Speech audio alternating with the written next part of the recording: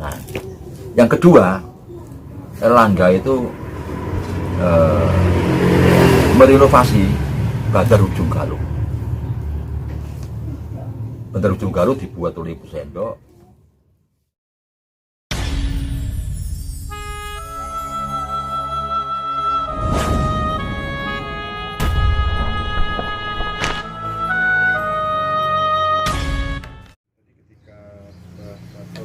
Menerangkan tentang Gunung Pawitra atau penanggungan yang sangat istimewa, beliau sempat menyinggung tentang Bandar Ujung Galuh. Kita pengen tahu detailnya seperti apa. Monggo Mas Anwar. Terima kasih, selamat sore. Bandar Ujung Galuh ya. Jadi kita perluas bahwa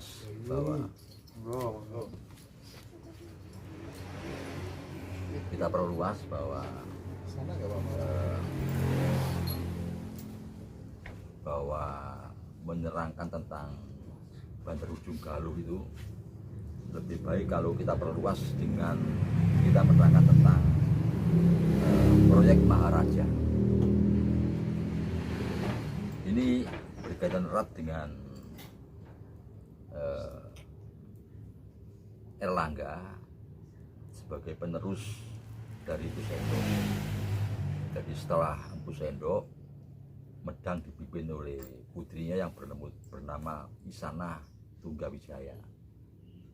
Selanjutnya dari Isanah Tunggawijaya diganti oleh putranya yang namanya Mahkota Pasawardhana. Dari Mahkota Pasawardhana selanjutnya diganti oleh Dharmawangsa. Nah, setelah itu muncullah Erlangga. Jadi Erlangga di sini merupakan cicit atau buyut dari Ibu Sendok. Erlangga menurut prasasti Kamalagian ya, dan prasasti Terep. Prasasti Kamalagian ini bertahun saka 959 saka. Kalau dihitung Masehi tahun 1037 Masehi.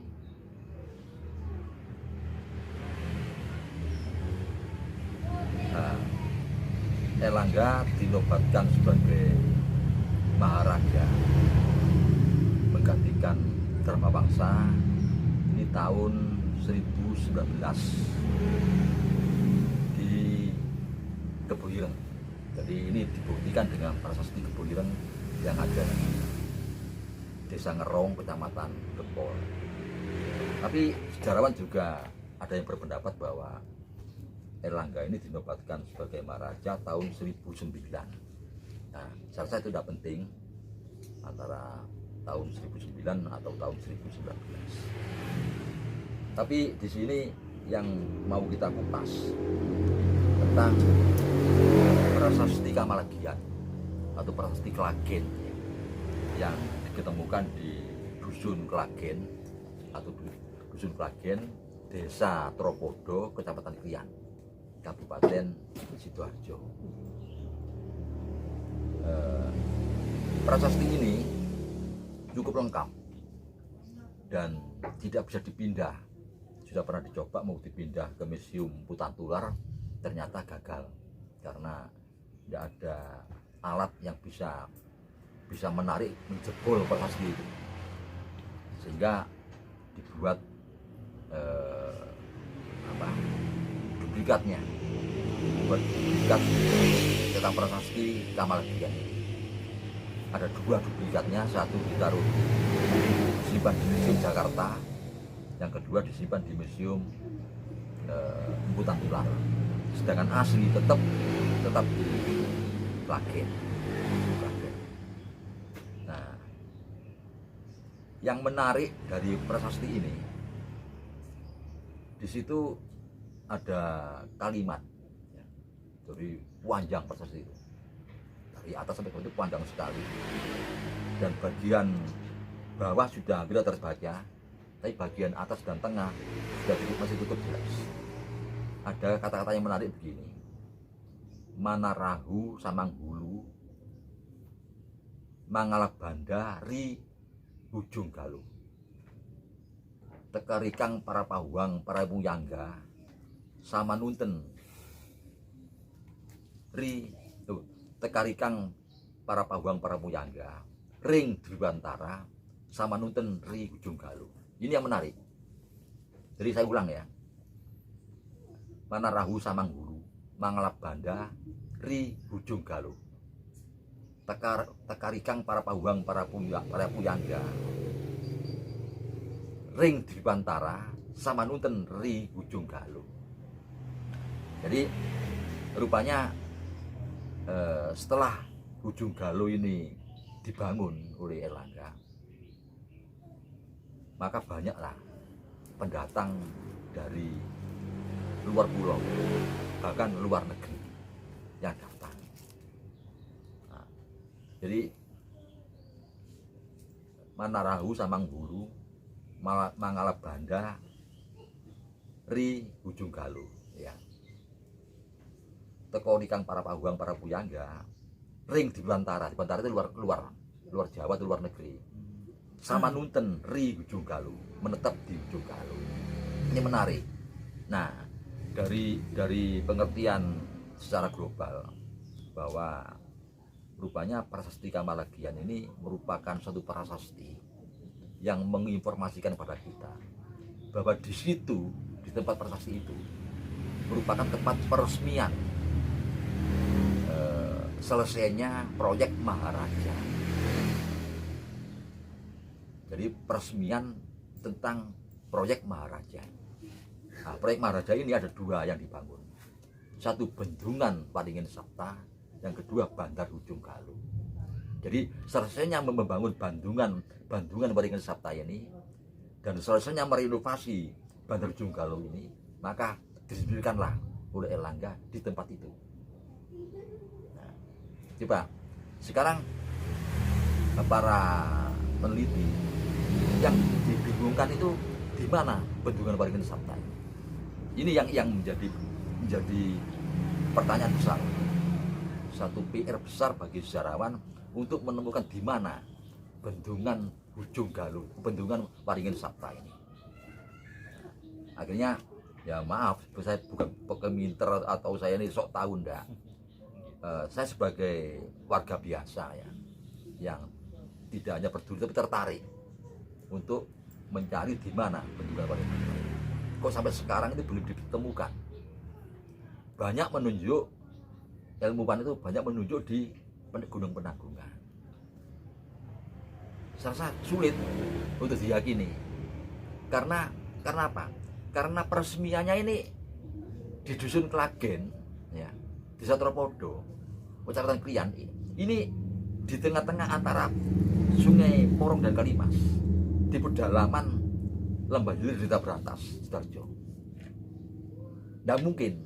Nah, jelas Bendungan Waringin Sapta itu tidak jauh dari situ. Maka kami tertarik untuk melacak. Nah, di sini kami percaya, bahkan kami yakini bahwa Bendungan Waringin Sapta itu sekarang jadi jalan raya antara Kaliporong sampai Kalimas. Jalan raya dari Kaliporong ke Kalimas, dari Porong ke Wonokromo. Ini jalan raya ini persis lurus. Inilah Bendungan Waringin Sapta itu.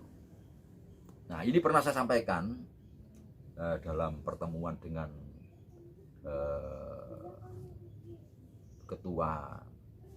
ketua BPLS Lumpur Lapindo dulu ya, Lumpur Lapindo di Sidoarjo itu. Ada pertemuan para arkeolog dari Jawa Timur, bahkan ada yang dari Jawa Timur. Saya menyampaikan bahwa saya pastikan bahwa ini Bendungan Waringin Sapta itu. Nah, yang kedua, Erlangga itu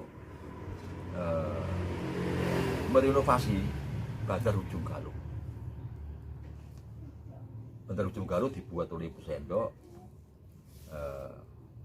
akhirnya direnovasi oleh Erlangga dan selesai pada tahun 929 Masehi.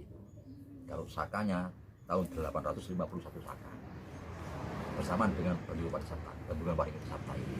Nah, Ujung Galuh itu di mana? Ujung Galuh di Kaliporong itu. Karena apa? Satu, Empu Sendok itu keratonnya di Jedong Wotan Mas.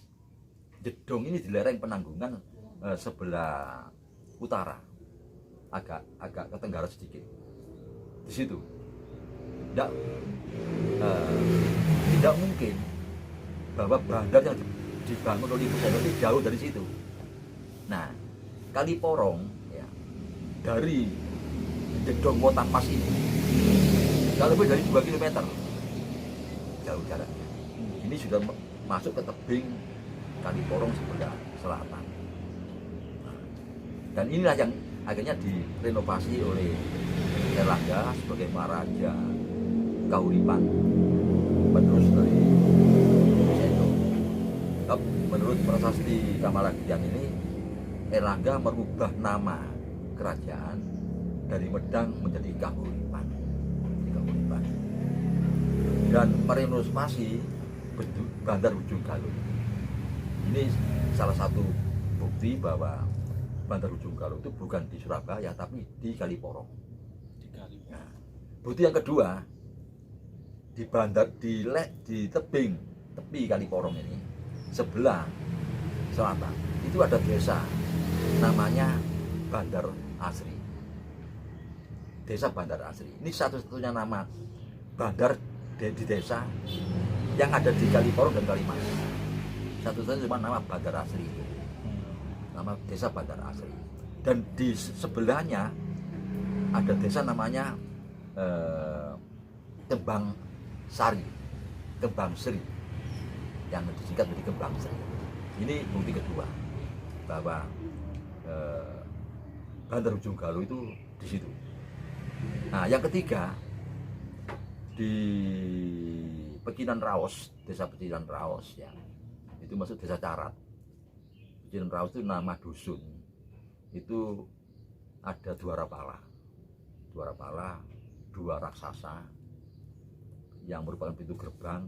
Nah, ini dibangun oleh zaman Singosari, yang berarti Bandar Ujung Galuh ini pada zaman Singosari diperbesar lagi, bahkan menjadi bandar perang, bandar militer, di mana waktu itu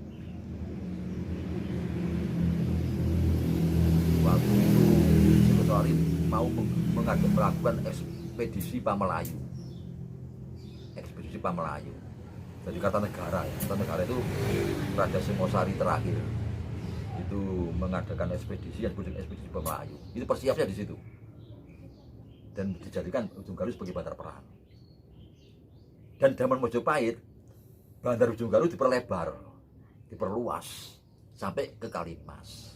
Jadi tidak salah kalau memang pemerintah daerah atau kota madya, bahkan pemerintah provinsi ya, Jawa Timur, bahwa Bandar Ujung Galuh di Kalimas. Tidak salah, karena pada zaman Mojopahit diperluas. Tidak hanya Kaliporong tapi juga Kalimas. Itu bukti-bukti bahwa Bandar Ujung Galuh itu memang awalnya di Kaliporong, titiknya di desa Bandar Asri itu. Nah, di sini setiap tebing itu sering kita ketemukan babakan seperti orang mau turun ke sungai, mau naik, itu babakan itu.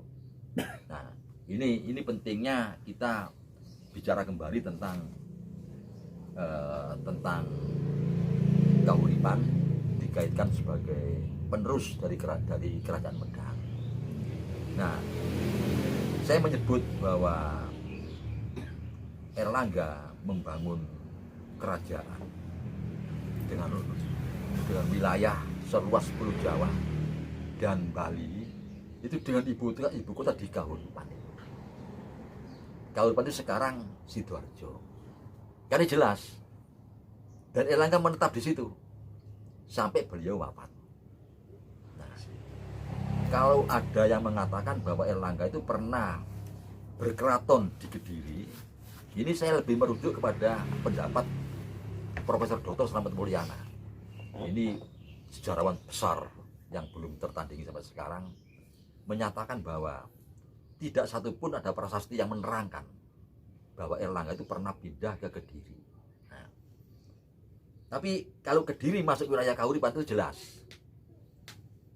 Tapi Slamet Mulyana mengatakan tidak ada satu prasasti yang menerangkan bahwa Erlangga itu pernah memindahkan kerajaan atau pernah bertempat tinggal di Kediri. Jadi selama beliau memimpin kerajaan sampai wafat itu di Kahuripan, Sidoarjo sekarang. Nah, itu yang perlu saya sampaikan. Dan begini, yang menarik ya,